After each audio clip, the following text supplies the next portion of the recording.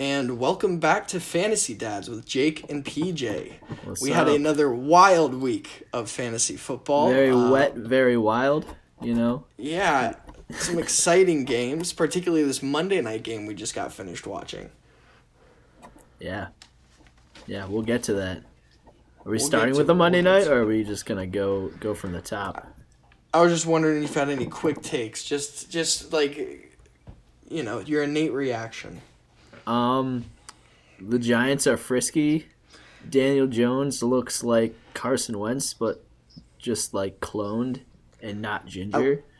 And he just loves like running around and just kind of like running backwards and then throwing the ball randomly and then having it be intercepted. And that's just like you gotta like, it's fun. Like, it's fun to watch. It's fun to watch those quarterbacks when you're not rooting for the team. My big takeaway was Daniel Jones was playing like a daddy. That offense was moving. The offensive line seemed to just be really pushing them back. But like it wasn't like the Bucs defense was playing bad either. It was a very aggressive game by them, and it was a well fought tooth and nail battle for that win. Yeah, But- Jake didn't get to do crack, which is always sad. Yeah, the classic make the bet with PJ that I'll do crack if the Giants pull it to OT, and they did not. But, that's not the last time I'll be putting that on the line. Eventually he'll do crack. We all do Thank God. eventually. It happens to all of us. But wait until you're 16. Yes, that's the age of 16 consent for crack. Yes. The legal crack age is 16. All right. Now that we're Yeah. done talking about crack, that's our first sponsor. Vikings Packers is the first game up as far as NFL preview. I jumped the gun there. No, I'm gonna edit that out. We're gonna take it out. Boom. Boom, it's All gone. right, we got coming up. It's gone. We're coming up tonight with NFL preview, followed down by a breakdown of our league matchups, a review of a trade Josh pulled off with our boy Ed, and also our power rankings on the week and previewing Thursday night to finish it off. You know it. So, It's a full show tonight. yeah, it's an exciting yeah. one. All right, now we're going to go into the Vikings and the Packers. Thank you, So, PJ. you're welcome. That's what I'm here for. Yeah, so this seemed like the Dalvin Cook, Devontae Adams dad off. So they just tried to be the dad and just seeing who could be the bigger dad. And I mean, like, Devontae Adams, he's a pretty big dad, but he's no Dalvin Cook level dad. If And Jesus was the son of God, Dalvin is the dad. You know what I mean? yeah, Dalvin's the dad of God. Yeah, 4 touchdowns. That screen pass that he ran for like 70 yards was ridiculous to watch. I don't know what's wrong with the Packers defense, but it's absolute booty. Yeah, it's Yeah. some of the worst rush defense I watched. Dalvin just took advantage of every opportunity they gave him. Yeah. It was quite the sight. He had 3 rushing touchdowns, 1 receiving touchdown. Yeah. Stayed center stage the whole game. Yeah. It's kind of shows how 44 important it is fantasy to the points. Vikings offense. Yeah. It's insane.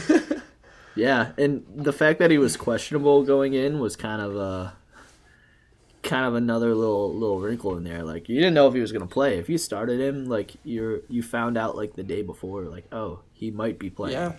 And He could add he cap just- touches, but he came out and dadded his ass off. Yeah, those are the two main takeaways. Like, Yeah, I Devontae think Adams still dadded. He still tried to dad. He got 3 touchdowns, I think. He had every touchdown that the Packers scored.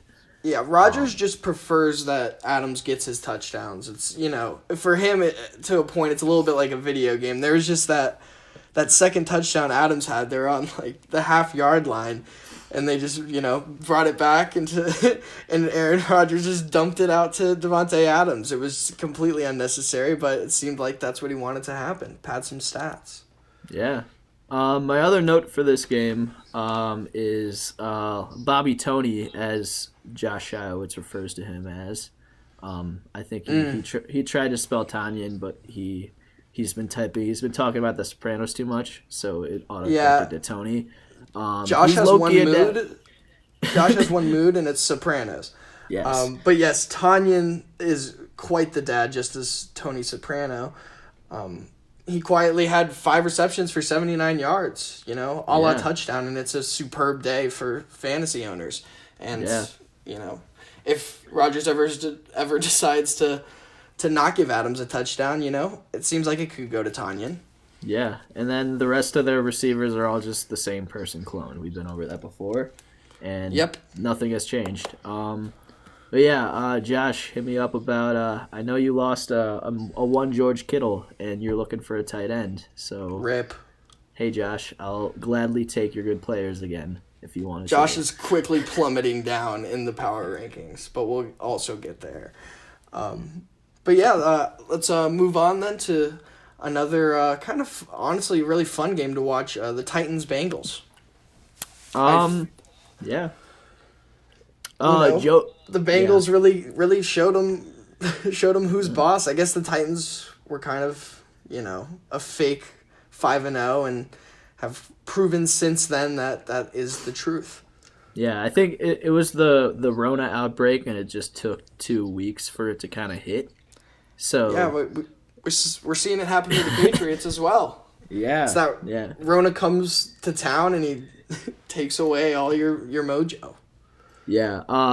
My big takeaway from this is that I took a flyer on Corey Davis, and he decided to just be a dad this week. 8 catches. Corey Davis is a dad. Welcome to the club. You're a dad. You're officially a dad. You made me look smart, even though the rest of my team didn't do shit, and I played against Dalvin Cook. So, good effort, but, whatever. It's fine. Good effort. PJ's got those flyers. PJ's got the sleepers. Oh, yeah. Oh, yeah. I thought Derrick Henry looked once again like a very thick boy, sexy. He's always got that, extra oomph whenever he gets the ball, and it's just fun running to watch. Yeah. As a football fan and as a fantasy owner. Yeah. On the Bengals side, Joe Burrow looked like Joe Burrow. I love watching him play. He's just a very exciting young papa, starting to come into his own. A papa with a long future. A long, big, thick future. Many children to come. Many little boys running around with Papa young boys like T. Higgins that are will soon one day be their own dads, and it's just beautiful to see him doing it in his first year. My other note for this game is that T. Higgins and Tyler Boyd are the same receiver, just kind of cloned. Their stat lines are almost identical. Both had 6 catches. Higgins went for 78, Boyd went for 67 and a touchdown. So it's they both look very similar out there. One's 85, one's 83. You legitimately when he throws the ball, it's hard to tell which one it is who's catching it. And then AJ Green's just out there disappointing fantasy owners. Yeah, He's being a bad boy. He's being a bad boy. A very small boy. Very naughty. He's getting very smaller every week. He's shrinking. Gio Bernard has proven to be a very wet boy in Mixon's place. I mean, I wish that, I'm sure most people feel this way, that Mixon would be used the way that Gio Bernard has been used in terms of fantasy scoring and touchdowns. And it just seems like, Mixon's just been cucking him when Bernard comes out there and scores 20-plus fantasy points back-to-back weeks. Yeah, well, I mean, Mixon is obviously just more talented overall than Gio. Absolutely. But absolutely. Yeah, he's not a bad replacement. Next to the worst game of the week. Well, not the worst. The biggest lopsided game of the week. The New York Jets versus the Kansas City Chiefs. So my number one note on this game is don't go Slap anywhere. Your pap. Yeah, slap your pap. Nah, mine was don't go anywhere near a Jet. Just don't touch them. Don't look at them. If you see something on the waiver wire that is starting to like, if you're like, oh, Braxton Berrios, he had 8 catches, like, Ooh. oh, like interesting.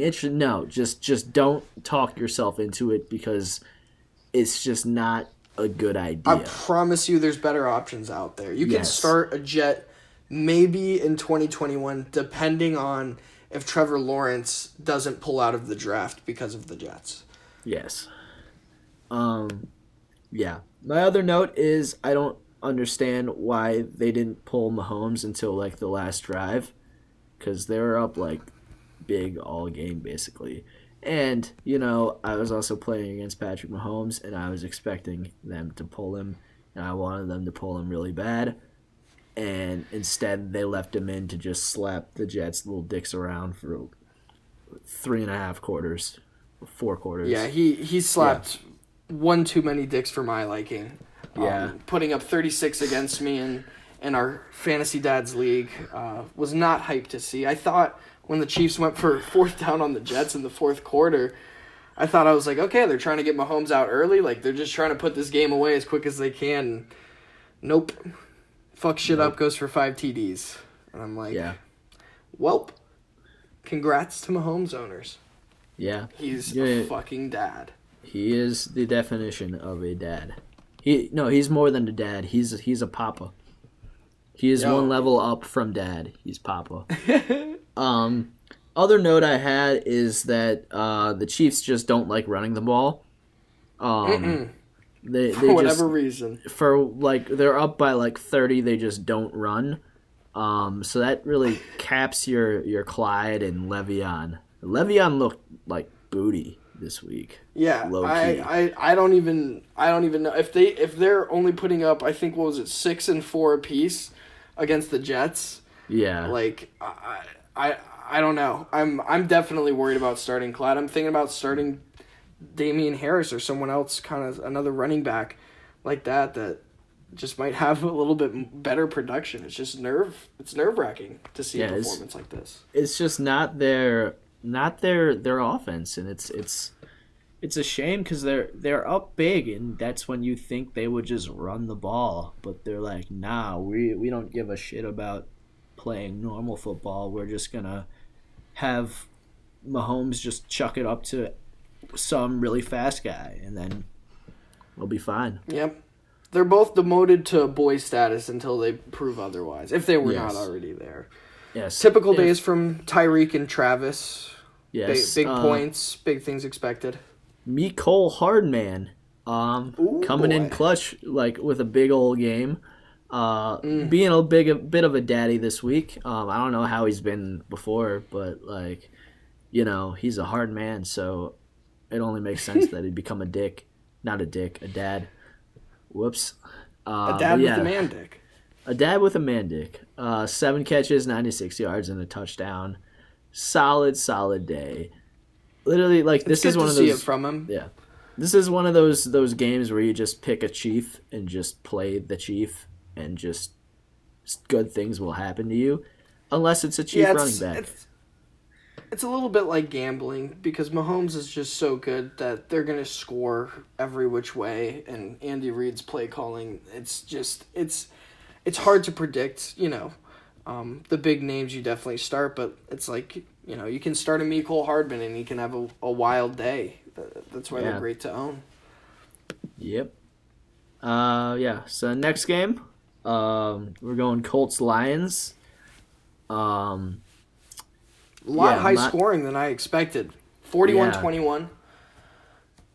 Colts take the win. Phillip Rivers looks really good for whatever reason. Yeah, he looked like his arm wasn't falling off of him. Yeah, I still don't advise a fantasy start, but if you're feeling crazy, who am I to tell you what to do? Exactly. Yeah, don't listen to him. He's an idiot. Yeah, I'm my notes here, idiot.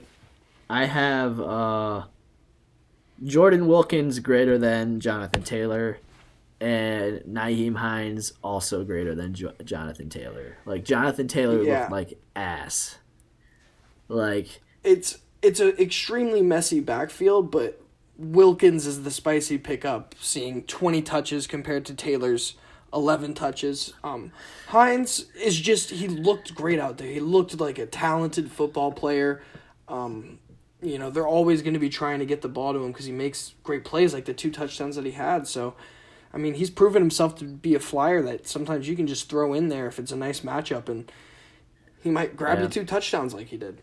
Great flex Taylor, play. Taylor may be off the starting block to the benches going forward, and if it's a continued decrease, a consistent decrease, he could be looking at a drop, which is tough for how high he was drafted this year. I had very high expectations for Jonathan Taylor. And he's played all right, I guess, up until this point. And just this game, he just looked like absolute dog shit. And another Colt who also looks like dog shit is T.Y. Hilton. Huge bust. The smallest of boys. Yeah, he's an absolute for some bust reason this whole season. He's like a burner. He's good on deep routes. He can run really fast. And now that they have like little noodle arm Phillip Rivers in there, he's just not worth it. Yeah, I mean, I don't know about this wide receiving core. It just doesn't seem like anything really super appealing. I don't know. I think Zach Pascal hasn't shown anything either. You kind of just got to stay away from him for now. Yeah, and I was looking at Trey Burton as one of my sleeper tight end guys, and he just had a shitty day. Yeah, he had that great game. I think was it 2 weeks ago, and he's had a touchdown the past 2 weeks, and I'm like, oh, interesting. Something to keep your eye on. Yeah, definitely not really worth a pickup. But if you're like stuck with like Gesicki like I am in one of my leagues, then maybe he's worth a flyer on. Just a look, just in case. Swift did not have an uptick in carries. As you predicted, the Lions are just going to lie in, and 8.3 per carry wasn't enough. They gave him 6, and he got 1 yard on the game, so not looking at good things there for Swift. It makes you worried just because I was someone that felt comfortable being like, oh, I can just kind of start him, and he'll grab me like a few points, a touchdown probably. And this is just one of those weak-killing performances that can really just fuck you over.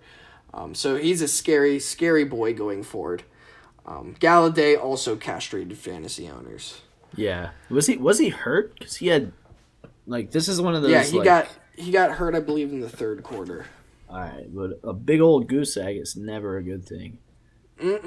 That's a very bad thing. Yeah, definitely. T.J. Hockenson with a nice little seven catch, 65-yard game is a solid play for your tight end. Yeah, and I'm not sure. I didn't look into this, but Galladay's injury, is it a long-term thing or is it a short-term thing? Because if so, Marvin Jones did have 2 touchdowns on the day, and T.J. Hockenson would be looking very cute right about now. He has a hip injury. Let me see. Hip? Doubtful. Yeah. He's currently doubtful. Yeah. So, Marvin Jones, T.J. Hockenson, those are some nice looks going into next week. But I believe that they play Minnesota, actually. So, it could be a nice little stat line for some of those guys. Definitely boys to keep your eye on. Yeah. Yes. Potential future dads. All right. Yep. Moving on, we got the Steelers and the Ravens. So this game lived up to everything I kind of was hoping it would be. I said it was going to be the turnovers. I said it was gonna be an ugly game, and it was gonna be just. I think I predicted like 2 interceptions for Big Ben, but like started with a pick six. Yeah, it did start with a pick six. I think all the stats that I predicted for Big Ben just kind of transferred over to Lamar, which Steelers' defense was better than we expected.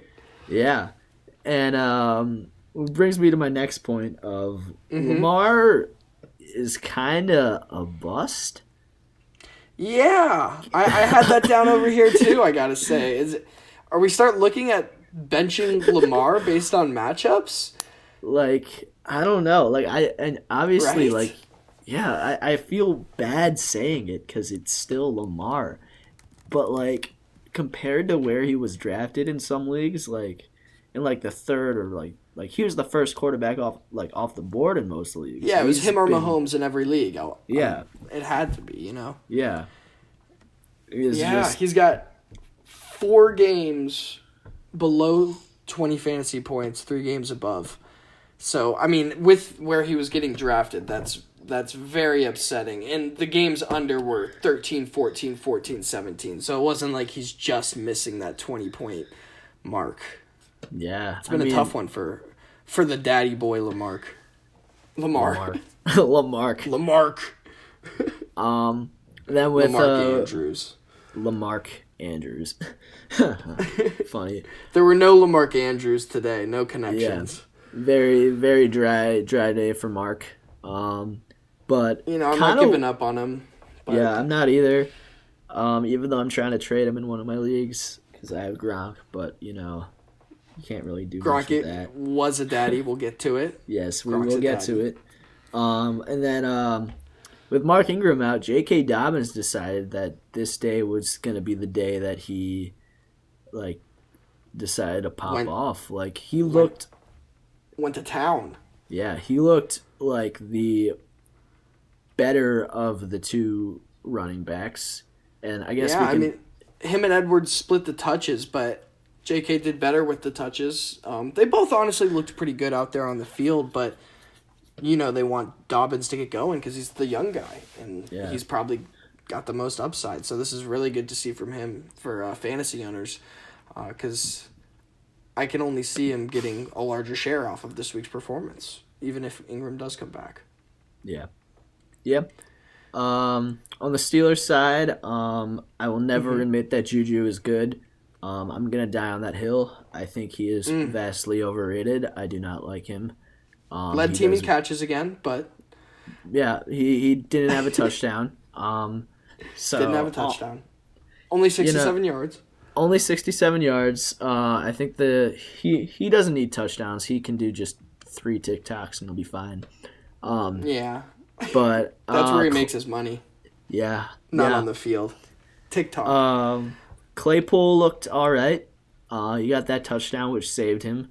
Deontay's ejection was not ideal also while we're on the wide receivers. Yeah. It opened things up for Juju, I guess, for a few more catches, but, it's definitely not ideal to see your player get ejected from a game. And you're definitely expecting more than... Did he end up with a goose egg this week, or was it like 1 catch? He had 1 catch for 6 yards, so... Yeah, so that's got to be tough on some people. Yeah. But James Conner is just... I think he's honestly going to get like 16, 17 points every week, and I could not be happier with that. He's like consistent. He's the only guy in that backfield. Like Benny Snell didn't even get a catch. They gave 1 carry to Anthony McFarland. Benny Snell vulturing touchdowns grinds my grits to no end. Yeah, that's the only thing. But like I've seen that happen like 3 times this year, and like I know it's gonna happen more times. And it's just like they get on the 1-yard line. It's like who's out there for the next play, and yeah. Connor gets fucked sometimes. Also, quick side note on fantasy related, shout out number 31, Justin Lane. I went to high school with him.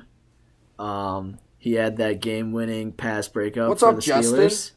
Yeah, I'm sure he's a big listener. PJ's best friend from childhood. Yeah, from high school. You remember me? I'm PJ from high school. I gave you that English homework that one time.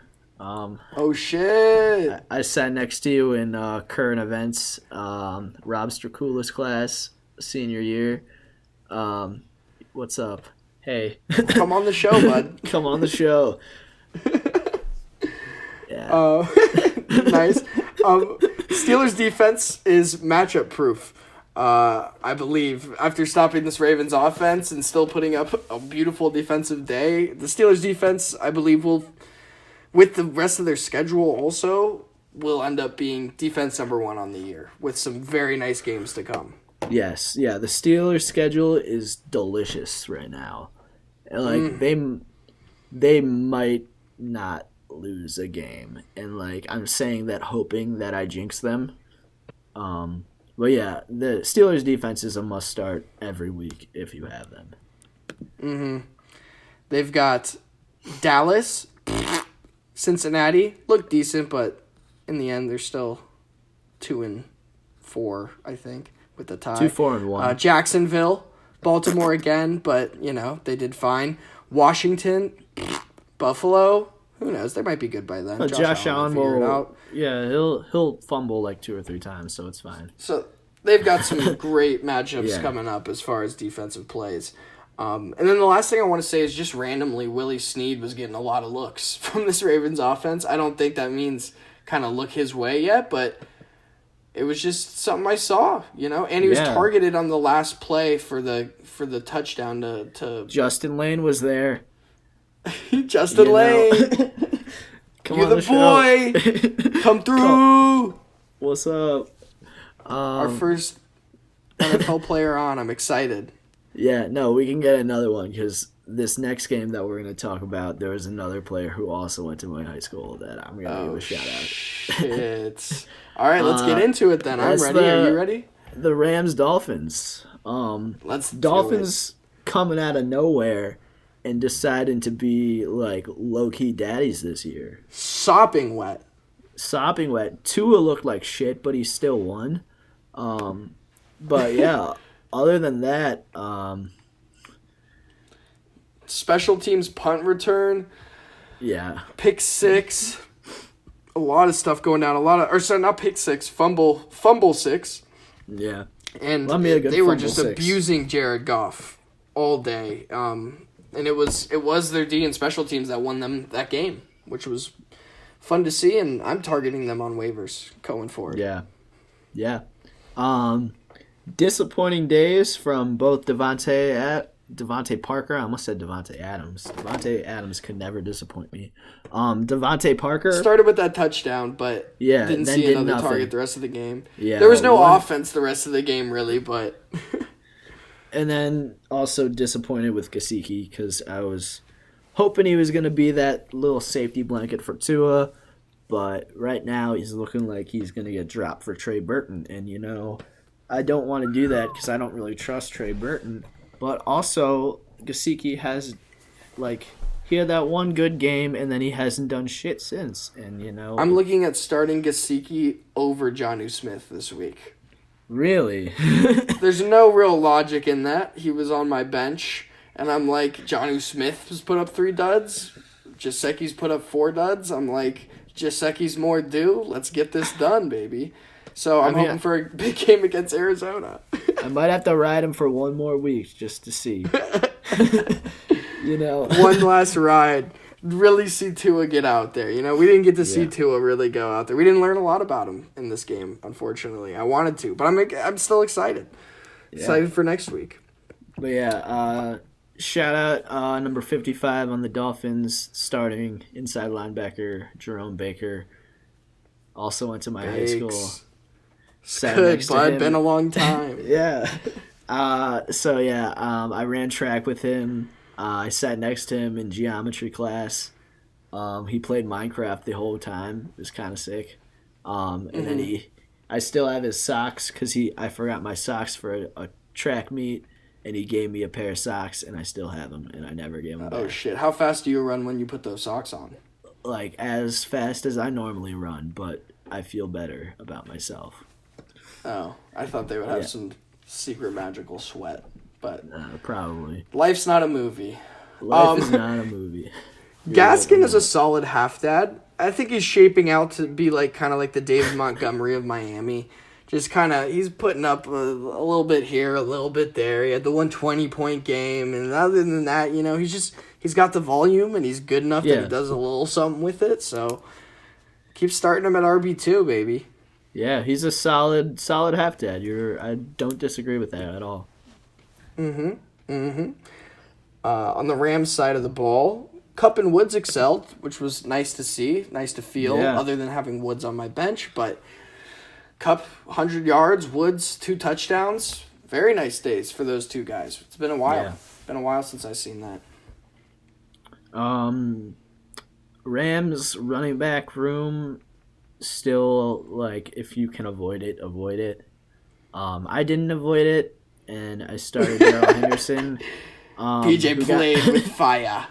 I played with fire. He got me You looked at the points. Ark of the Covenant. Yeah.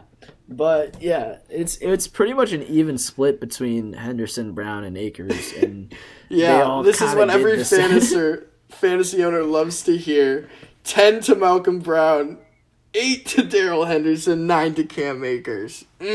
For exactly 40, what was 47, predicted. and 35 yards. Just good times all around. I don't even know. It's back to cancer. It makes no sense. It's constantly changing. Who knows? Whatever. Yeah, that's all I have on that game. What about you? Yeah, that's all I got. All right, on to the Patriots-Bills. Finally, the Bills taking a dub over the Patriots after 7 years off. Wasn't necessarily pretty, but Cam gave him a little treat, as Cam would be expected to do. Josh Allen is starting to concern me. No longer dad status, for sure. I'm still rolling with him because he has that potential to just pop off. Start looking at the defensive matchup for him, I'd say, but wait till after next week because they play the Jets, so he might be able to find himself during that game. Yeah, everyone plays well against the Jets, and that's totally fine. But 11 of 18 passing. It's a formalized practice, so the Bills are really going to get to try out things. Allen's going to get to stretch his legs, move around, see the routes better. It's going to be really good for them, I think, and good for him and for fantasy owners. Yeah. Also, Bills' backfield, kind of like the Rams, but with one less person. So, Mossy was looking hot. I hadn't seen Mossy look that hot this season. Yeah. They both got 14 touches. Moss got both the touchdowns. I mean, if Moss continues to look like this and they use him in the goal line, or around the goal line, which they don't use Devin Singletary there, which makes me incredibly angry. The overtake's beginning, I think. Yeah. It was bound to happen. A lot of people were predicting at the start of the season, and with how good he looked yesterday, I think it's safe to expect maybe a 50-50 split again, but, if the performance keeps looking better on Moss's ends, there's no reason they wouldn't start giving him it more. They're not the Lions, so. AP, carry on. Loving that. Great time. Stephon Diggs has proven incredibly solid this season. I owned him last season. He was just so up and down. It was tough to own him and no one to start him. And he's got some great upside performances this year too. Some nice breakout performances. So it was nice to see him just continue that high floor this week. Yeah, definitely. Then on the Patriots side, Pat suck. Cam sucks. Cam looks like ass. He's fumbling. Damian Harris, not Harrison. Damian Harris had himself a little game. Kind of decided to pop off, but it's the Pats backfield, so you can never trust anyone. Like, I fully expect James White to get all the touches next week just because that's what the Patriots do. But low key, like, he's getting the majority of the touches, and, like, he looked all right. Yeah, 16 carries, 100 yards, the guy one to touchdown. have. Yeah. He's definitely the guy to have in that backfield. Yeah, definitely the only one who you should be, like, even thinking about playing. And everything that I said about Josh Allen earlier with the Jets, I was tripping because it's actually the Patriots that play the Jets. So Cam Newton gets all those great opportunities to find himself. Josh Allen's still fucked for another few weeks, I guess. Still rolling with him, But yeah, so Cam can maybe find himself, and the Patriots can maybe find themselves after catching the COVID. Yeah, COVID takes 2 weeks to like totally get through your system. So like you may. Oh yeah. Yeah, so like they have that 2 week of them playing like shit, and then they'll get right. So they'll bounce back.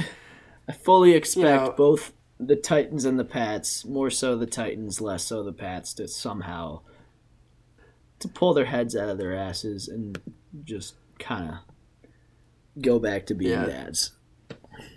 I feel like they'll figure it out. One of them will. Someone needs to win that division, and I feel like it can't be the Dolphins, but who knows? It might be the Dolphins. That's scary.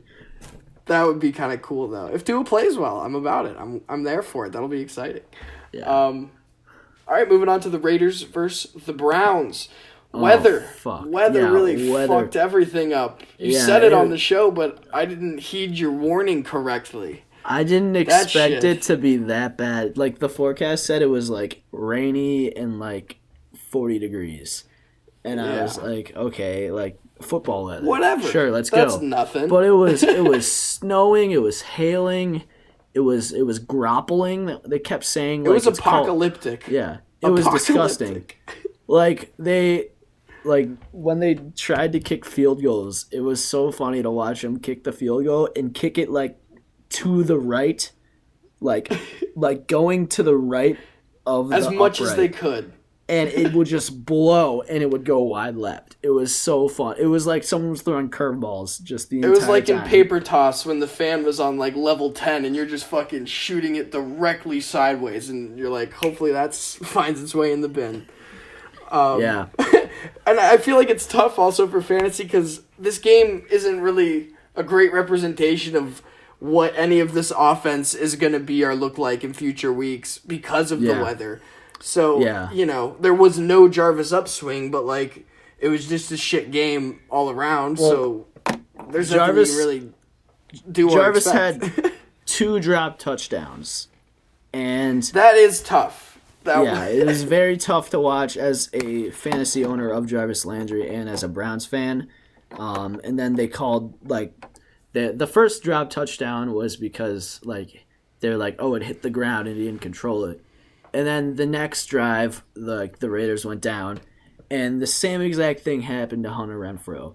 And he caught it, and it hit the ground, and they called it a touchdown. And it was the biggest load of bullshit that I've ever seen. It sounds like classic Browns. Would you say it's classic Browns, or how would you categorize it? It was a throwback to, like, 2016, 2017 Browns. Or honestly, 2015-2016 Browns. It looked like I feel like the weather put that game into the twilight zone. So, like, you might have teleported back to 2017 for that game. But, the Browns defense is booty. We could not stop, like, Josh Jacobs at all. They just kept dicking it down our throats, and we just had no chance. Jacobs not getting that touchdown on the goal line on back-to-back goal line carries gave me an ulcer. I owned him in that league where I tied 133.74 to 133.74 in a league, and I'm gonna lose because my bench scored less points. So it's tough when it was like, God damn it, Jacobs, you're literally right there. I thought he had it like both times, like. It just, like, the momentum and shit, it was tough. So, 128 yards you can't really argue with. 31 carries you can't really argue with. But that's only 12.8 fantasy points at the end of the day. So, how happy can I be? Tell me, PJ. How happy can I be? I'm not happy just because of the team. But bye week, we're gonna get healthy. Nick Chubb coming back after the bye. Huge time.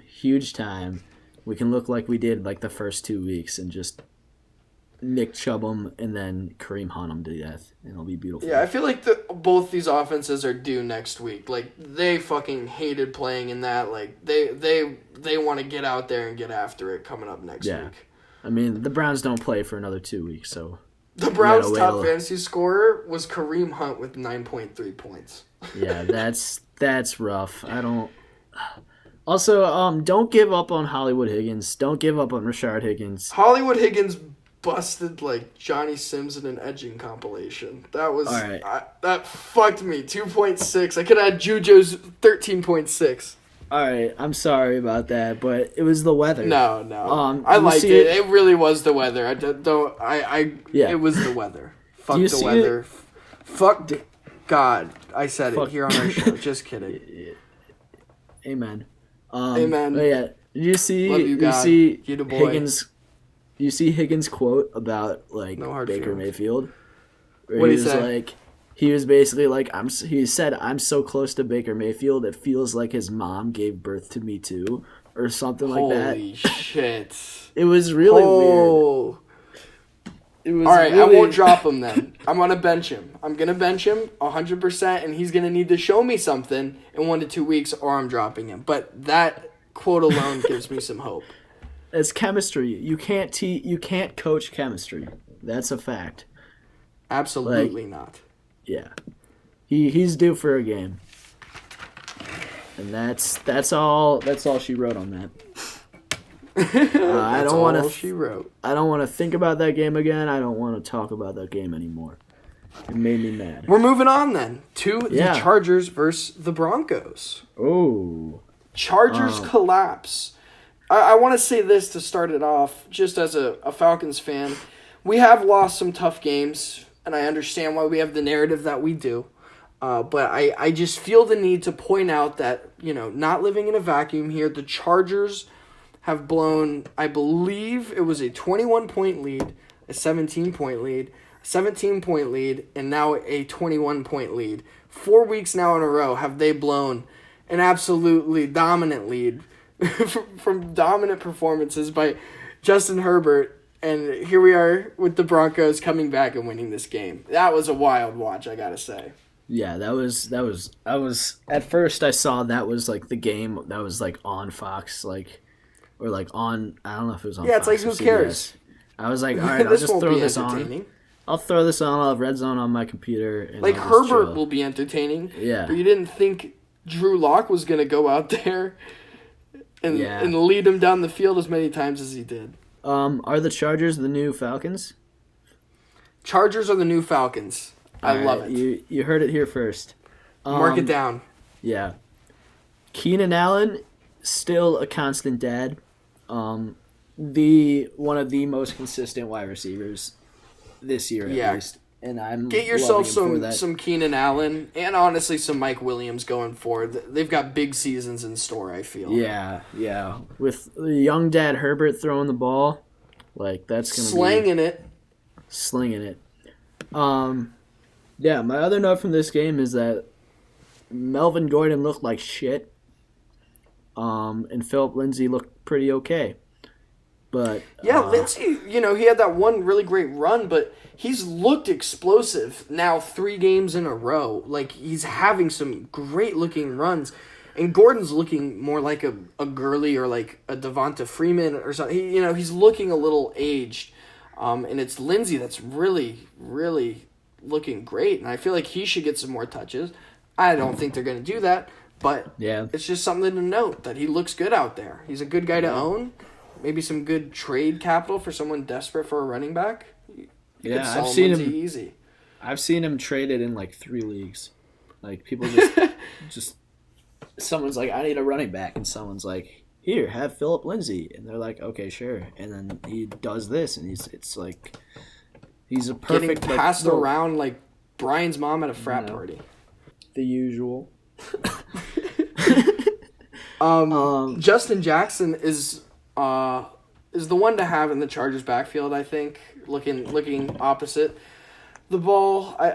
He's the only one you can really start, I feel, and really expect some stuff from. Kelly and even Pope both looked good, but Jackson got the touches, and I think that's shown consistent over the past few weeks, but Eckler should be back soon, but I think maybe have 2 more weeks. But I think Justin Jackson has shown that if you're going to start a Chargers running back, it should be him. Yeah. Deshaun Hamilton looked pretty okay. Yeah, he was interesting.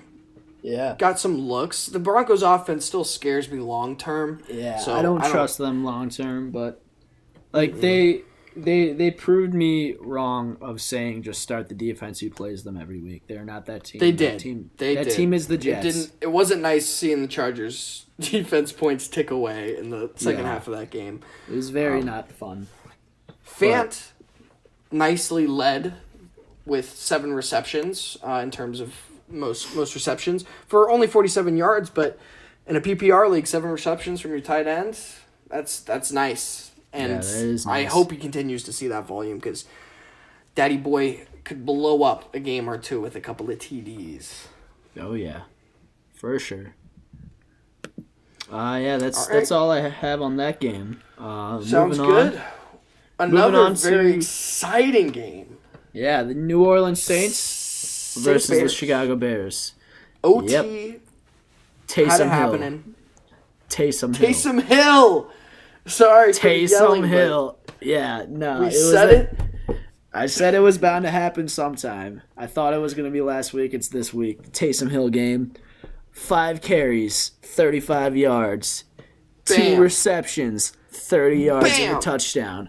A solid 14 fantasy points. You know, just can't argue with those stats. Yeah, he's the best QB, tight end, wide receiver, punt returner in the league. Like, get him on your team. Trade whoever you need.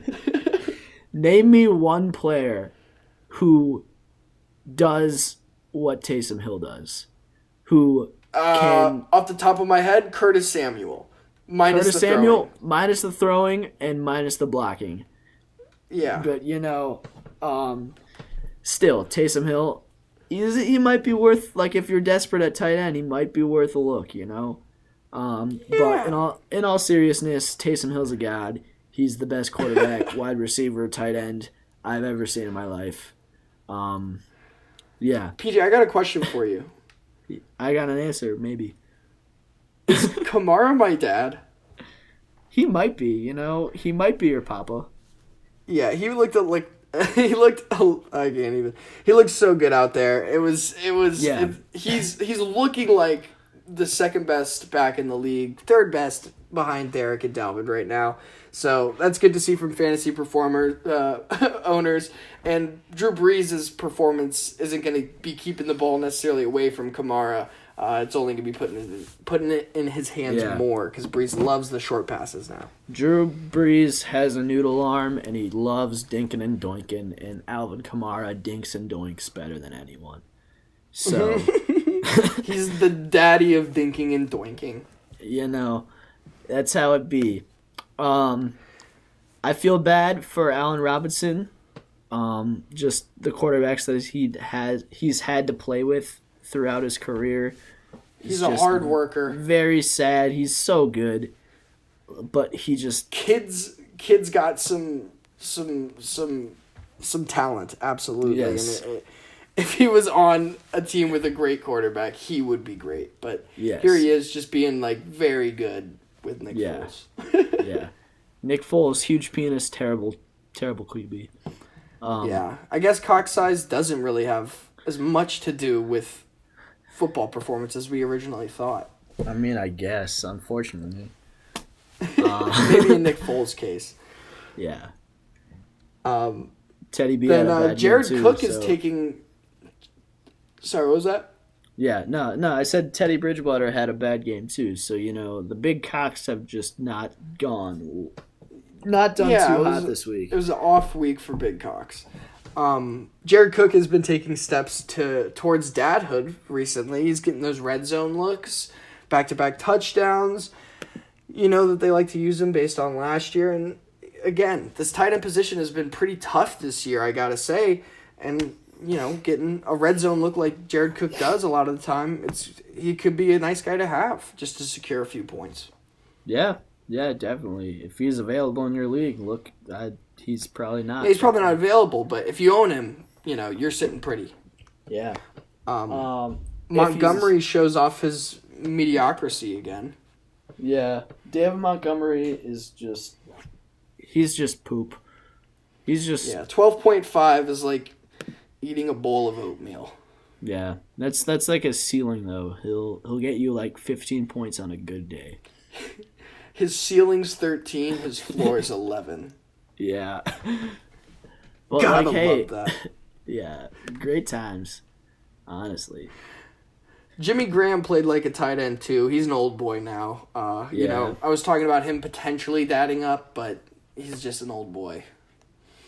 Yeah. Nah.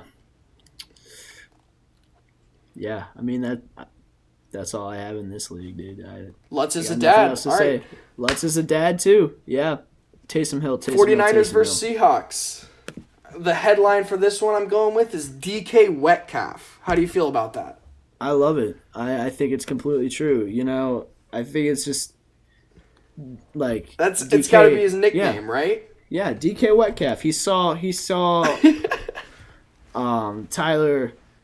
old Tyler Lockett. I tried to think of a wet pun for Lockett, but it didn't really work. But Tyler Lockett? Tyler Lockett. That was yeah, he saw Tyler Lockett go off last week, and then he was like, you know what? As expected.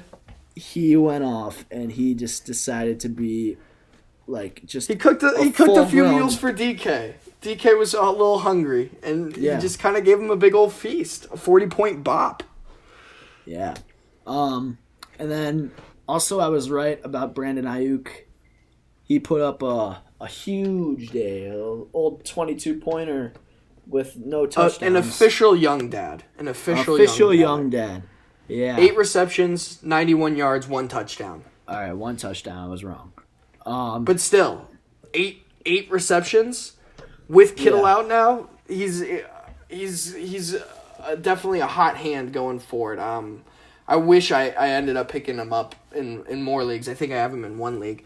But I'm really liking where he's looking. And Mullins, honestly, isn't necessarily terrible. Like Garoppolo didn't look amazing while he was in there. So Mullins can still produce nicely some fantasy days for those guys, especially against a bad matchup.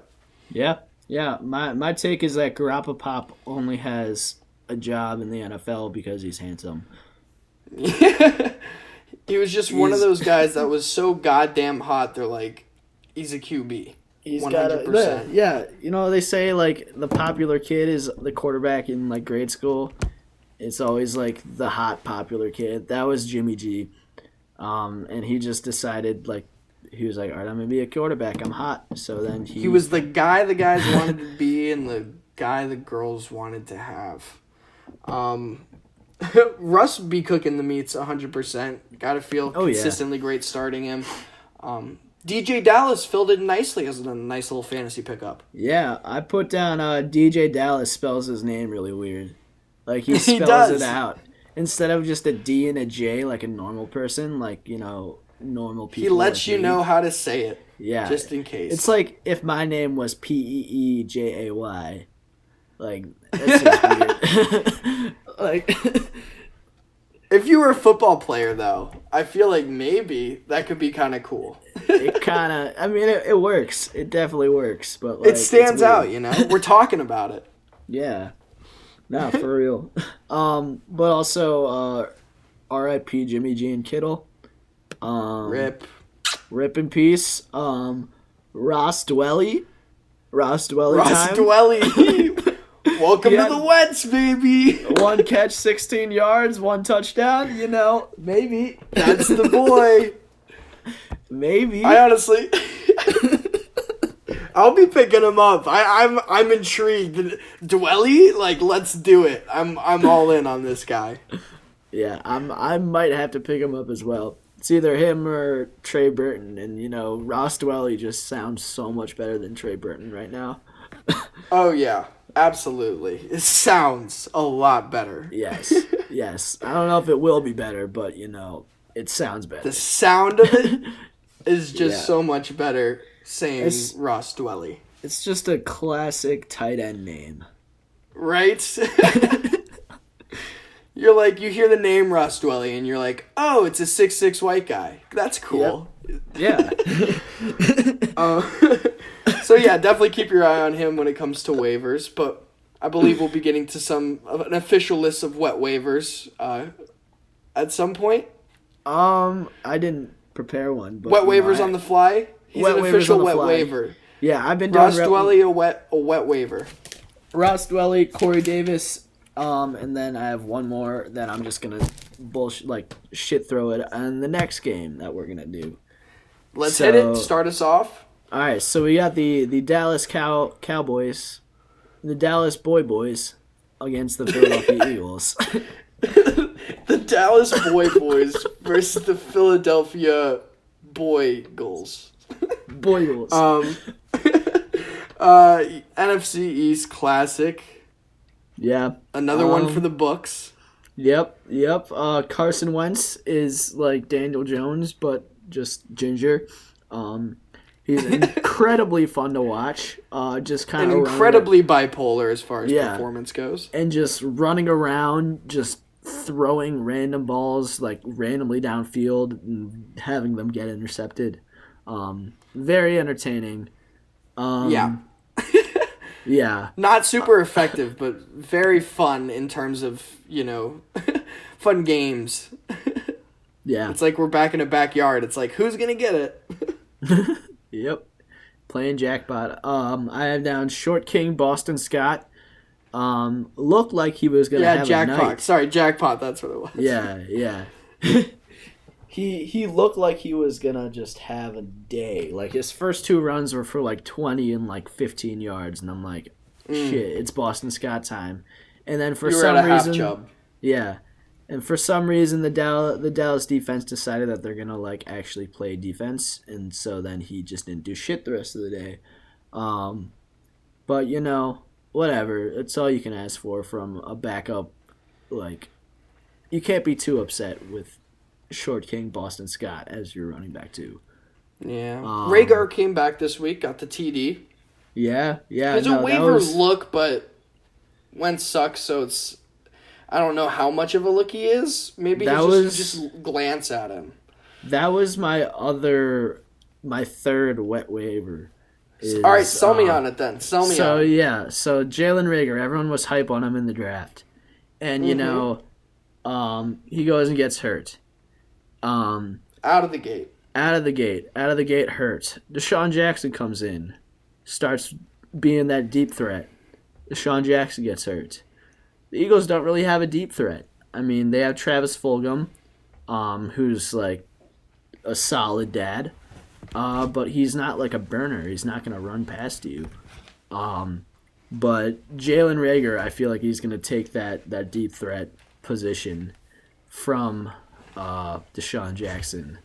And, he had that touchdown, but not many targets. But, then again, you never know which Carson Wentz will show up. If he'll just be throwing it randomly just into the wind, hoping that the ball lands somewhere. And, sometimes maybe that ball will land in Jalen Reagor's hand.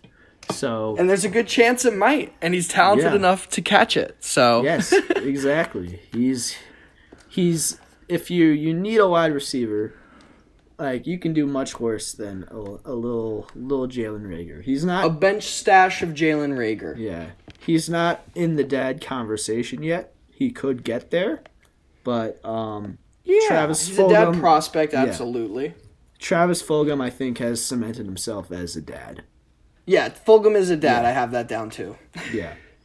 I wish again, another guy I wish I got more places. Were you able to snag him some places? I was not, unfortunately. I just, the name Travis Fulgham just doesn't sound good to me. And I judge my wide receivers based on if they sound like they're a good wide receiver or not, when I say their name.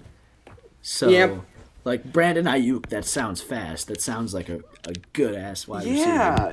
But Travis, honestly, you're right. I think that's why I avoided him too. It was like Travis Fulgham. It's like that's just another dude. That's no one. Yeah, Fulgham. And he turned out to be a dad. Yeah. In front of our very eyes. Yeah. I did also enjoy watching the Cowboys just do a bunch of weird shit. And like they did some very weird shit. Just like quadruple reverses, having like snapping the ball out of the back of the end zone. Yeah. The intentional safety to try and like get the onside kick. That was fun to watch. But it was some bad football. Yeah, and bad football, it's fun to watch on a professional stage, I gotta say. Yeah. For me, as a bipartisan fan. Yeah. Gucci the Nooch. What'd you think of the Nooch, bud? I don't know. There are times where he was doing some like sidearm, like underhand, like submarine throws. He tried to throw he tried to throw a curveball like around someone. It was like, I mean, good for him for like trying a bunch of shit just to like be like, hey, this is. He dreams big, you know. Yeah, he does. I don't know, like he's like, how often do I have a chance to do this? But the Nooch really likes Gallup. He loved Gallup and Schultz a little bit too, but he loved Gallup. It was frustrating. I was playing Gallup. Did not need him to get 13.1. 13.1 was exactly what he needed to make my game a 133.74 tie. And he got 13.1. So, and I don't know whether to be happy or relieved considering the fact he got 12 targets, but I'm just pissed that he was getting the targets at all. So, the Nooch is on my hate list right now. But I just love the Nooch.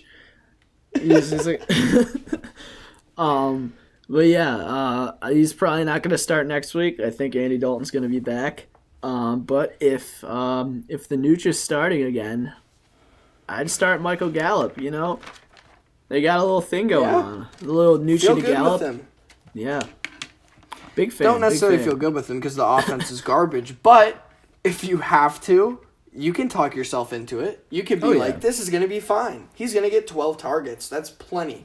That's plenty to do something with the ball. But that's what you have to tell yourself at least. Yeah. All right, let's jump on down Amari Cooper was yes. He was a small boy. He was a big... I can't say it was too big of a surprise. It's definitely sad to see. Well, but it was on the table. 1.5 egg. 1.5 egg. He had one catch for 5 yards. So yeah. Not exactly goose egg, but definitely not great. With any of the Cowboys players, though, it's wide receiving tight end sort of talk. It could be a goose egg at any given week coming up. So that's why it's best to stay away unless you can't. AKA if you have Amari Cooper and you're just like, what the fuck. But yes, so jumping on to Monday Night Football. Another very exciting game. Brought me a lot of joy. You heard us super happy at the start of the podcast. Bucks versus Giants. Bucks defense looked good. Giants offense looked really good too, surprisingly enough. What do you think? I think the offensive line looked really good. It got the offense moving in a way that I hadn't seen all season. Yeah, no, it definitely did. Sterling Shepard looked great. Like, if you're able to pick him up, if he's still there, like, pick him up now. He's, like, the obvious. It's him and Darius Slayton. Like, right now, I feel, like, pretty okay starting either of them as a wide receiver, too. Just, like, and I haven't said that about any Giant at all this season. Yeah, if they can do that on the Bucks defense... Yeah. I hope they can keep it up going forward. There's an NFC East matchup coming up with the Redskins, and that could bring out the worst in them. But who knows? I hope that they can just keep pounding some offensive plays. Yeah.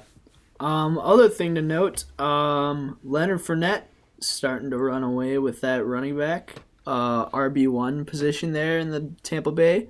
Like, I know they're using him on third downs, and they like Ronald Jones like in the like early downs and like early in the game. But Leonard Fournette 15 by the end carries, of the game, It was all for an Leonard. anytime. Yeah, and he had 3 catches for 19 yards, which gave him that little boost, get down to like 9 points. Like, not at all what I needed, but It was an off day. I mean, the Giants defense isn't bad, but it was an off day for the Bucs offense for sure. And they still did pretty well, as you saw. And when they get up, it'll be Fournette and Jones pounding the ball, and Fournette probably, as we're talking about, more likely him. Yeah, hopefully more likely him. I need him. And then Gronk, we talked about, got another touchdown. I think, 4 receptions, about 40 yards in the touchdown. So a really nice day from him. The touchdown kind of saved it in a way. If you're in PPR, if you're not in PPR, it definitely saved you. If you're in like half PPR, then actually it saved you everywhere. I don't know what I'm saying.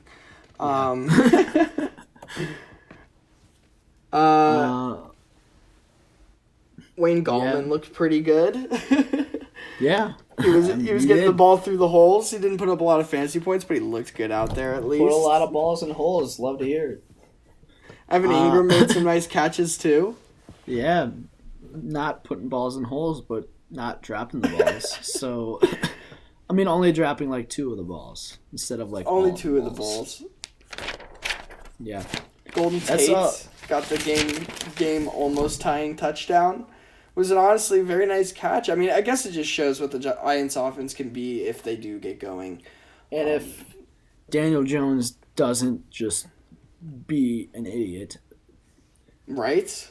I think the Monday night vibes and just how the Tom Brady being against him and how good the Bucs defense was supposed to be, I think he just was like ready and he just like stepped up to the challenge.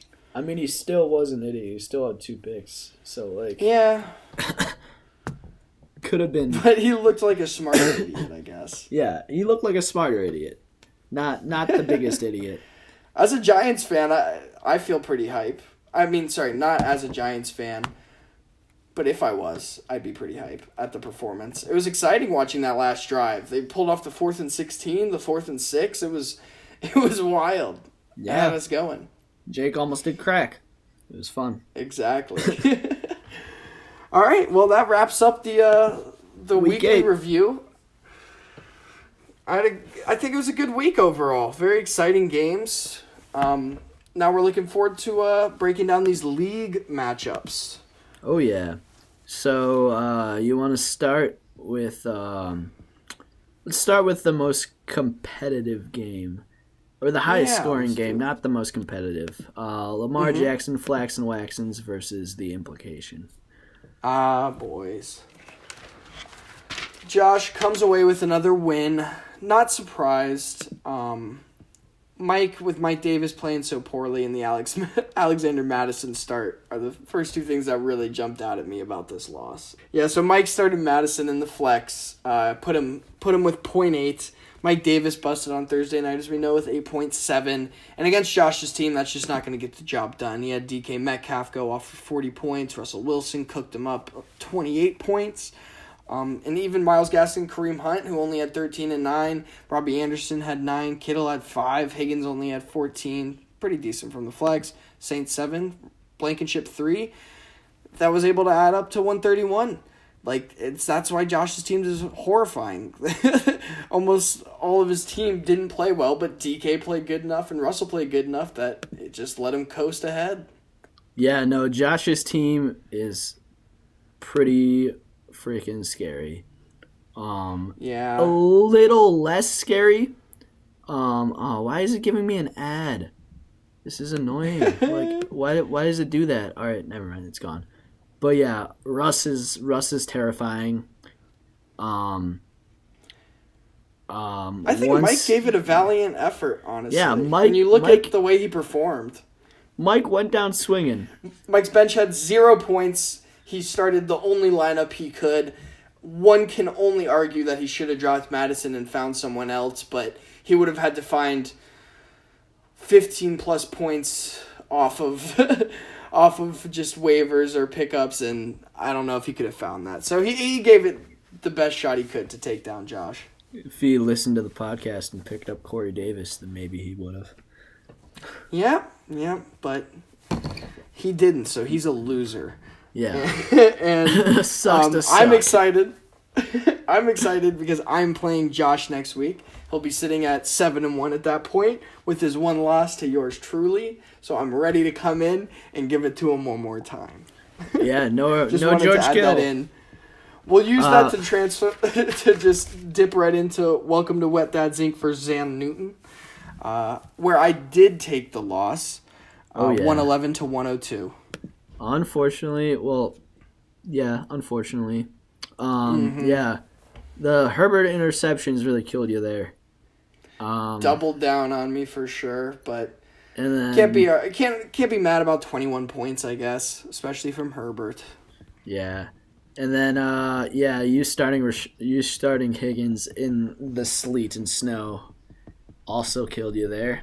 I'm sorry about that. That's on me, and I fully apologize for that. I should have been more adamant about the weather. Hey, no, I'm a big boy. I got to make my own decisions, and I was excited about it. I underestimated that weather greatly. Yeah, greatly but underestimated it. At the same time, so did Vinny. He started Ruggs in the flex, who only put up 2.9. So, you're only... So it was a wash. Yeah, it was a wash, so it didn't really matter. Just Mahomes just carried him to a victory there. Yep. It was those 5 TDs. Yep. 400 yards against the Jets. Why? Why, Chiefs? Why did you need to just do that? Yeah. It's savage. 36 fantasy points for Mahomes. All right. Which one you want to jump into next? Let's do let's do Gabagool Gangbang versus a Lockett that I'm winning. Yeah, I was going to say, we talked about this prior. We thought Adam was dead in the water, especially with Ridley putting up 7.2. And then if you would have told me Deontay got ejected and he got 1.6, I would have said Adam's fucked. But here we are. Gabagool Gangbang, 110. It's a Lockett, 87. Thing is, Dalvin Cook, he's one of those players who can just be a dad any given week. And he just put the entire team on his back and just whipped their little dicks. But, really disappointing week for old Kyle there. Cooper performance, 1.5, tough. Lockett only getting 7. Waller only getting 7. Scotty Miller in the flex getting 7. Ezekiel Elliott getting him 8. Yeah. Not much just you wasn't can really there do. For him. Yeah, not much you can really do going against a dad. Yep, Fulgham and Cook. Cook mainly, of course, but I think Fulgham with the 19, improving himself to be a dad this week was big for Adam because it gave him that extra edge that he needed over him. Yeah. And with Robert here Woods we are. on the bench. Adam's still in the playoff hunt. Yeah. Gonna be with Robert 3-5. Robert Woods on the bench. That's a big one. I did that move too, though. So in another league, so I know where his head was at, and that's a tough one to swallow for sure. 28.4. Yeah. Chase Claypool with the 1 reception touchdown. 13.2. Could have had that instead of Deontay Johnson, but can't really predict him going out with an ejection. True. Yeah. Having 2 having 2 Steelers wide receivers must be tough. Just picking and choosing who's going to get the touches. Very Sucks stressful. To suck, Adam. And I also, I gotta say, we talked about it if it was the right decision, but the Travis Fulgham flex play because he had Mike Evans on the bench, and we were saying Mike Evans is the play, but he outplayed him. Now Woods definitely outplayed Fulgham, but I don't think we were necessarily so high on Woods. So Adam made a good choice there. Yeah, he did. Say. Low key though. Good for him. All right. Very proud Moving of him. on to, we'll save you for last again, PJ, but we'll get to the highest scorer of the week. A team has no name with 146 versus Team Haas with 96. Pretty landslide victory. Yeah. For this, just the Alvin Kamara, Cooper Kupp, And then the sneaky Curtis Samuel flex play. Solid moves from Eddie Boy, honestly. Eagles defense 21. Yeah. Eagles, yeah. Oh, shit. I didn't even see that.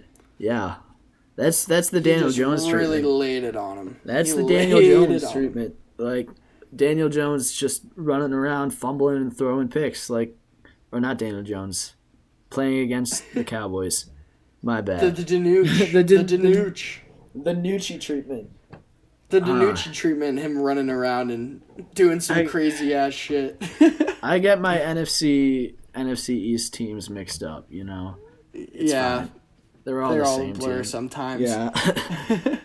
Yeah, and then on Team Haas's side, Ronald Jones is starting to look like not such a good running back too, and Jonathan Taylor not looking like such a good running back too either. Played him in his flex here with 5.1. He's got Mike Williams on the bench, which I think he'll be a good play going forward. So that could be interesting, but I don't know. Thielen 5.7 off week for him. Just one of those weeks where guys didn't look like themselves, didn't play like themselves as far as fantasy goes. Yeah. Josh should look towards old Jonah for a little bit of a trade in the tight end department. Yeah. Hunter Henry and TJ Hawkinson. Yeah. And he's looking for he'd love Myles Gaskin. We're working this out now for you guys. You guys should check that out. Unless you want a little Bobby Toney, Josh. You said you'd text me come back. PJ's way. You said yeah, sure, I'll text you later tonight, and you just haven't. You went to go throw your sticks and shit, and then you're like, nah, you're just gonna ghost me. I see you, Josh. So just so everyone knows, our friend Josh throws sticks. He tries to throw them like long distances. He'll go out to a field and throw sticks. It's very weird. It's very odd. Yeah, it's questionable. And transitioning to the last game, Dan's minuscule Guido Cock, coached by PJ Triolo, versus Euclid Daddies of Brian Fitzgerald World, and PJ 121-270. How'd you feel about the win, Peach? Would have liked if Josh Allen played a little bit better. Darrell Henderson was a rough play. Got outscored by Malcolm Brown. Survived that bust. Survive and keep going. James Conner, definition of consistent. 15 points, exactly where he's supposed to be. The Keenan Allen, Devontae Adams wide receivers. Also, that's gonna be deadly. That's gonna be just deadly. I love that. I love it with every fiber in my body. Darrell Henderson's probably not getting the start. Depending on matchups, it's probably going to be either, and if Ingram's still out, it might be JK. And it might be Devin Singletary. But you never know. Until Chubb gets back, that's my 1 weak spot. And that's where you got to figure it out. Yeah, the running back too. But yeah, it helped that Brian started a Kenny Galladay who put up a big old goose egg. But, got injured too. He's probably going to still start him from going forward, but whatever. Yeah, Brian, switch him out if you hear this, bud. You can do this. You got Anthony Miller on your bench. You put up 15.3 this week. Yeah, and also DJ Chark on bye too, I see here. So you got options, Brian. You're chilling. Also, Tyler Higbee should not be starting Brian. I'm sorry. Mark Andrews is the guy going forward. Yeah, get Mark Andrews in there. Yeah. I got to sneeze. Yeesh. That was a good one. Yeah. Bless you. All right. So that sums up all the league matchups. You got your power rankings ready, Pete? We'll go through these boys. I do. All right. We're just gonna go. We're gonna go boom, boom, boom, boom, and then we'll talk after. You ready? All right. Number 1, PJ. I myself. Yes, PJ. Boom. We're on the same page. Number 2, Josh. Yes. Even with the injuries, he's still at 6-1. He's scary, and he's made so many moves. He can improve, but for now, I'm knocking him down below PJ. Yeah. Then That Adams trade is everything. Yeah, I have a big old gap. I have that written down. I have PJ Josh. Yeah, a big old gap. Yeah. A deep drop off. Yeah. Humble brag, but yeah, we're the two best teams easily in the league right now. I can agree. Just seeing the teams, I'd be most scared to play them. But also, thing to look out for is Josh will be getting McCaffrey back probably this week, so he could. That's why it's like he could get just as scary as he ever was. Yeah, exactly. So at number 3, are you ready? Yeah. Zan Newton is who I have. Zan Newton? Is that Vinny? That's Vinny. I also have Vinny. You got Vinny too. Boom, we're on the same page. I gotta say, I was expecting a little bit of a tank, but he beat me, and I have a lot more respect for the team that he has, and I think his wins are legit, and I think he's a solid 3. I think we overvalued Kyle. We'll get to that next, but I think we overvalued Kyle. I think Zan Newton's number 3. Yeah, just Fournette looking like the dude. We talked about how we like Philip Lindsay, also looking like a dude. Explosive. Yeah, Diggs and Jefferson, solid dudes, you know. Like, I know Jefferson had a bit of an off week. It was just all Dalvin Cook, but, you know, what can you say? And he's got Hopkins on bye, and Eckler coming back from IR soon. Yep. Solid lineup. Love to see it. All right, so looking at number 4, same time. You ready? It's a Lockett. I have Kyle. Yep. Let's go. We're 4 for 4. We're the same right now. Yep. That means it's got to be a solid power rankings. Yep. That means if we both are in agreement, you know, that's how it is. Yep. Yeah. So, I mean, Kyle had an off week, but, you know. But he's still scary. He's still We expected scary. the down week from Lockett, so we know that he's got that upside where he can just be the highest scoring team in the league, which definitely locks him up at that 4 spot. Yeah. But he's a little too inconsistent to grab that 3 spot. Yeah. Very true. All right, number 5. I have Michael. A team has no name. Oh, here's where we differ. I have Mike. Uh-oh.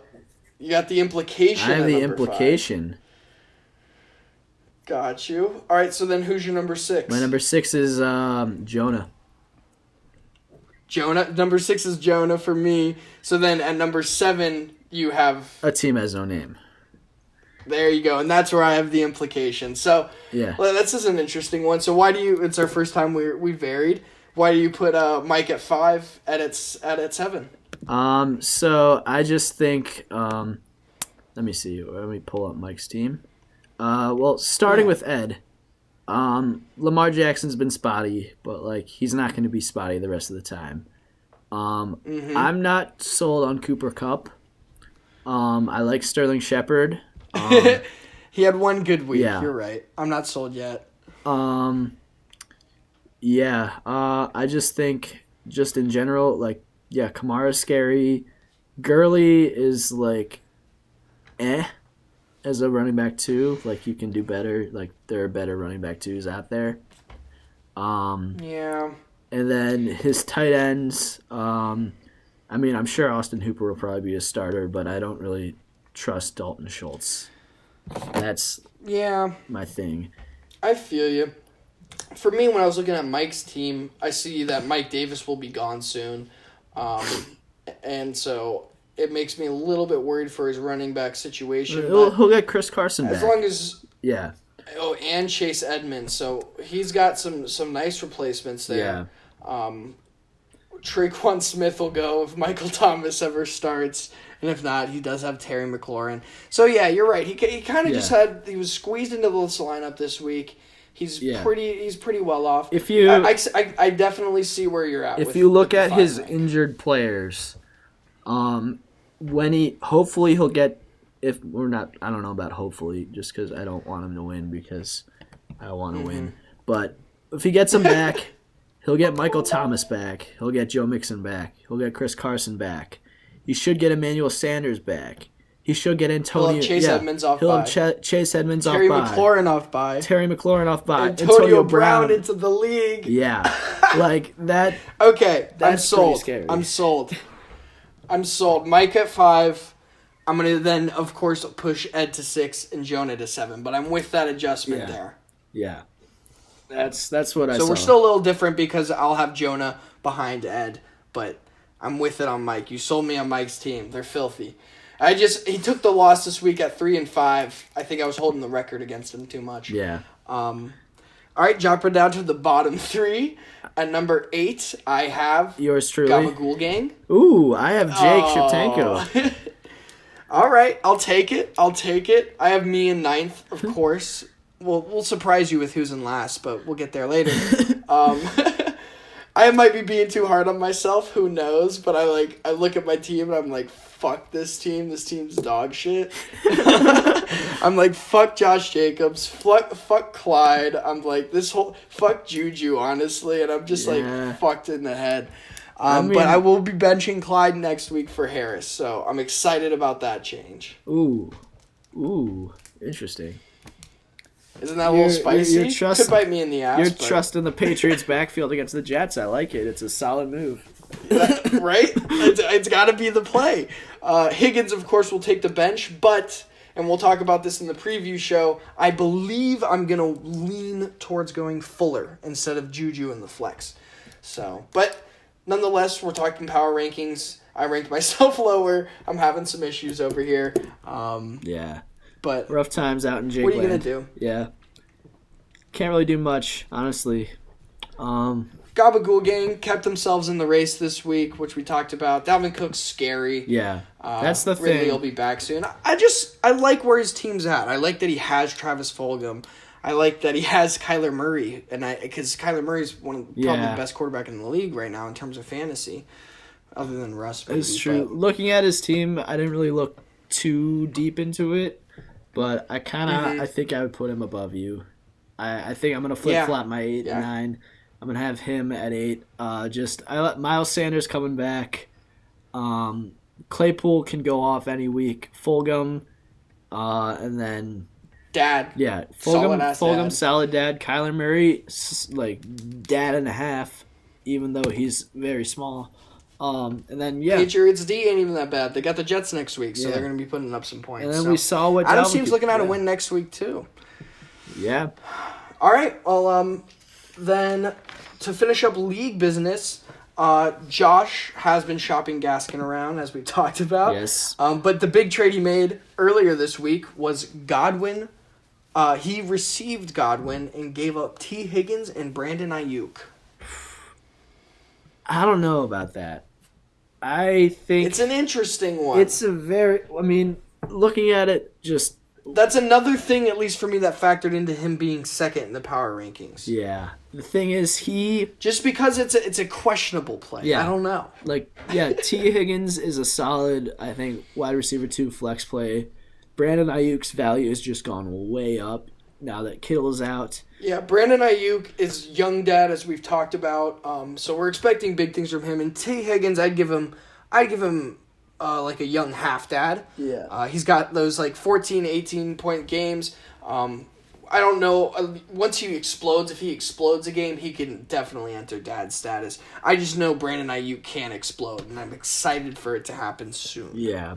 And the thing is, with Godwin, the trade is a little tough. Yeah, and looking at that on the fly, you're giving up 2 good receivers for a potentially better receiver who I can see with Josh's team. Tom Brady's tough though. Yeah. He just shares the ball so much with so many people that I feel like Godwin will maybe have a game where he throws up 40, but he'll have 1. I don't. It's not like he's going to be favoring one dude consistently. And it's going to be different games for everyone. He has a broken thumb right now. And then they're about to get Antonio Brown, who Tom Brady is in love with. So, yeah, I honestly, right now, I might rather have Brandon Ayuk on my team than Chris Godwin. And the fact that he also gave up T. Higgins, giving up wide receiver depth for an injured another injured wide receiver of the same position. He's really tying his ship to Robbie Anderson, I guess. Yeah.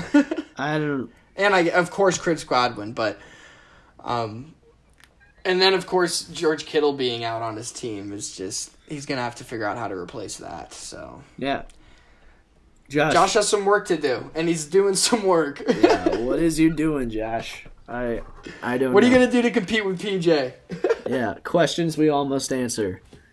I mean, he is getting McCaffrey back soon, so like he'll probably Still, he'll probably win out and win everything. But what are you gonna do, Josh? What are you doing right now? What are you gonna do? I want Josh. I want you to come on the show.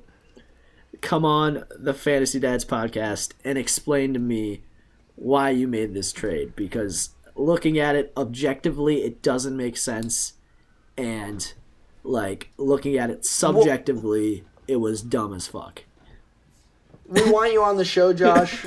If you come Friday, I'll preview how I'm gonna beat you, and then if you come next Monday night, I'll tell you why I beat you. So definitely come on if you're listening, Josh. Yep. I think that's it. All right. Yep, and then to end things off, we'll preview the Thursday night matchup coming up, let you know who to potentially start in that game if you're desperate and looking for someone to play and or wondering if you should start someone. So we're looking at the 49ers-Packers, which, interestingly enough, should be a pretty high-scoring game. It's probably, I'm thinking, the best Thursday night game we've had so far. It has the potential to be pretty exciting. Tough with Garoppolo out, but Aaron Rodgers, Mullins can make it interesting. Aaron Rodgers is going to be pissed off because he lost, and I expect him to put up at least 40. And that just means good things for Devontae Adams, so can't complain about that. But yeah. I will say I'm worried slightly about Rodgers just because he doesn't usually do well against the tough defenses. And the Niners do have a tough defense, but I wouldn't say let that affect your decision-making. It's just, looking at the dark side of the moon, I would say the 49ers have a tough defense. And potentially look for whoever the San Francisco 49ers are going to start at running back. Whether that be who did they start this week? JaMycal Hasty got the most touches. And so he may be looking at the guy you want to start. Tevin Coleman got a few touches as well. But I think if anyone doesn't come back from injury, which will probably be hard for them to, given it's a Thursday night game, I think Hasty's the guy to go with if you're going to go with someone. And it is something worth looking into because of how good the 49ers run game can be. So it can be a pretty impactful how play. Bad the Green Bay Packers run defense has been. Absolutely. You're right. The Packers' dog shit defense gave up 4 touchdowns to Dalvin Cook. So I'm going to quickly do a little research to get a quick breakdown on what the situation is in that backfield. PJ, if you want to talk about Kendrick Bourne and Brandon Ayuk or a little bit of the Packers' offense. Yeah, Brandon Ayuk is going to be a dad. Kendrick Bourne has looked pretty good too. So, both solid starts. I guess the Packers' pass defense is a little better than their run defense, so might be. I mean, they're still both solid starts, but I fully expect Aaron Rodgers to just play out of his dick and just because after a loss, just put him on some kids. After a loss, he's just gonna go the fuck off.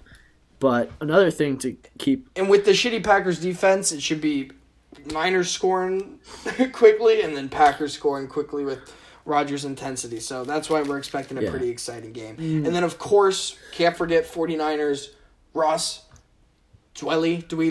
Ross Dwelley. He's the boy. If you need a tight end, give him a chance. Yep. Enjoy yourself Thursday night. Drink a beer. Have Ross Dwelley in on your lineup and...